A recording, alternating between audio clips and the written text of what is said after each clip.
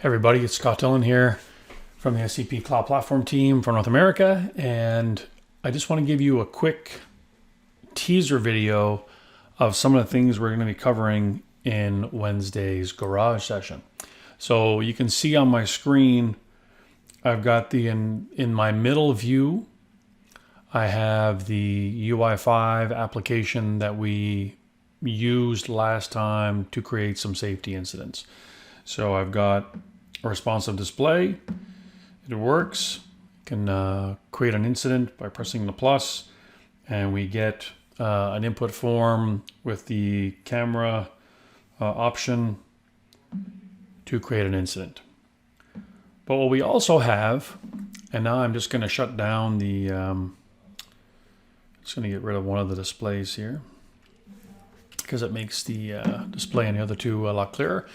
And so what we have now on the left versus the right, maybe you can tell right away for those of you that are Android versus iOS users, but this is the iOS device, and on the top we have the same idea. We have a list, we have the incidents, we have the priority of the incident on the right hand side, and we also have the same thing on the Android device.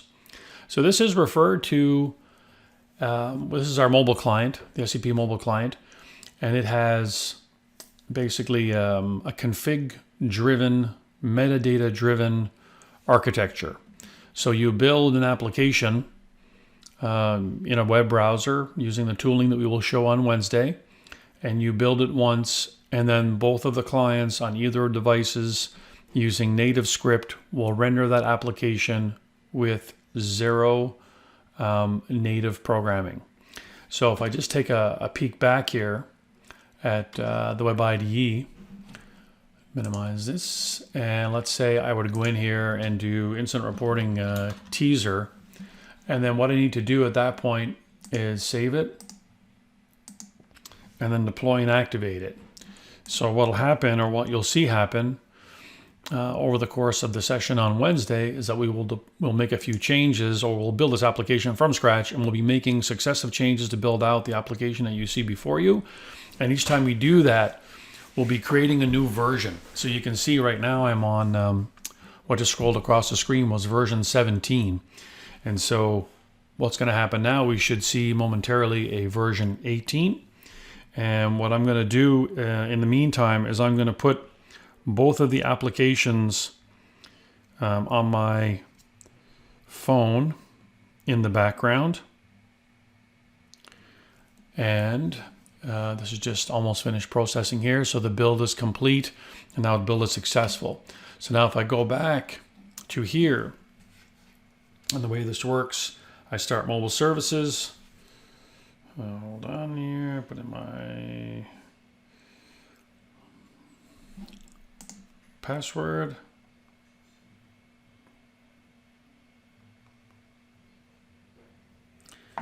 And go back to here. And you see I'm being prompted for an update.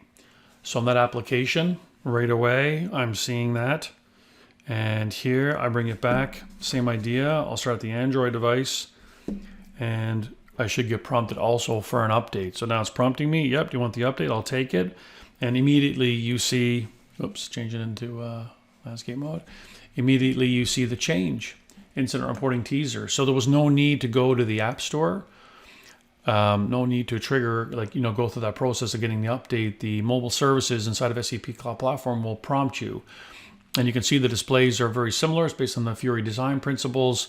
You don't necessarily have to worry about that because the controls that we have in the MDK adhere to those principles by default. So that's it. That's a teaser for this Wednesday. Come join us, 60 minutes.